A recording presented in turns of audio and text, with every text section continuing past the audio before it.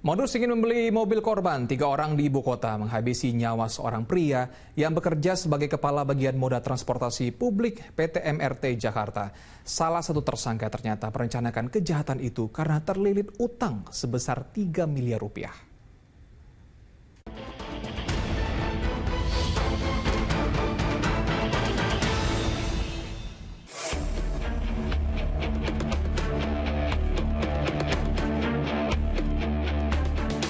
Warga berkerumun di tepi jembatan yang melintas di aliran Kanal Banjir Timur, kawasan Cakung, Jakarta Timur.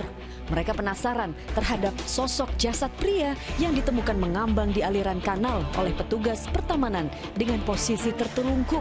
Petugas yang melakukan identifikasi terhadap jasad korban tak menemukan kartu identitas. Tak jauh dari TKP, terlihat jejak bekas darah. Sedangkan pada tubuh korban ada luka di bagian leher, tangan, dan dada. Kuat dugaan korban dibunuh lalu jasadnya dibuang ke aliran kanal banjir untuk menghilangkan jejak. Jadi betul telah ditemukan sosok mayat di sungai apa sih namanya? BKT ya. BKT untuk identitas korban sementara belum diketahui. Kita masih mencari saksi-saksi. Sudah ada beberapa saksi yang kita dapatkan nama untuk kita periksa. Penyelidikan yang bergulir berhasil mengungkap identitas korban. Ia adalah Disa Dwiarto, pria 39 tahun yang bekerja sebagai kepala bagian di perusahaan transportasi PT MRT Jakarta. Atas tragedi yang menimpa korban, pihak perusahaan berbela sungkawa dan berharap agar misteri pembunuhan segera terungkap. Kami tetap melanjutkan koordinasi secara intensif dengan pihak kepolisian untuk mengungkap kejadian ini dan memproses secara hukum tentu terhadap pelaku yang terlibat dalam peristiwa ini. Aparat Subdit Resmob Direktorat Reserse Kriminal Umum Polda Metro Jaya meringkus 3 orang pria di 2 lokasi berbeda di wilayah Cilegon, Banten. 2 pria berinisial R dan IS digerebek di sebuah hotel. Dalam pengembangan, polisi turut meringkus pria berinisial JS yang berperan sebagai penada hasil kejahatan di kediamannya.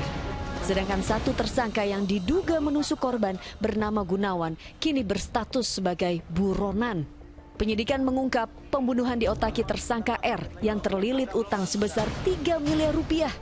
Ia merencanakan perampokan dan mencari korbannya melalui media sosial. Para tersangka berpura-pura hendak membeli mobil milik korban yang dijual di platform media sosial. Setelah komunikasi terjalin, korban diajak bertemu di sebuah unit apartemen kawasan Jakarta Selatan. Kala itu, korban disajikan minuman yang telah dicampur obat bius. Tapi upaya pembiusan gagal karena korban tetap sadar.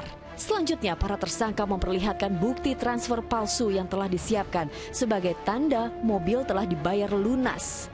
Saat korban mengecek transaksi keuangan di ponselnya, uangnya dijanjikan tak kunjung masuk. Merasa janggal, korban mengurungkan niat menjual mobil.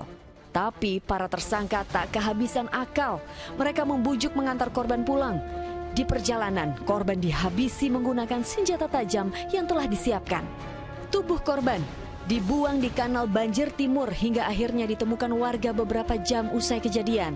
Atas perbuatan sadisnya, ketiga tersangka dijerat pasal berlapis tentang pembunuhan berencana dengan ancaman hukuman mati. Dibujuk untuk menunggu, kemudian dibawa ke mobil, seolah-olah akan diantar ke rumahnya sambil menunggu driver masuk.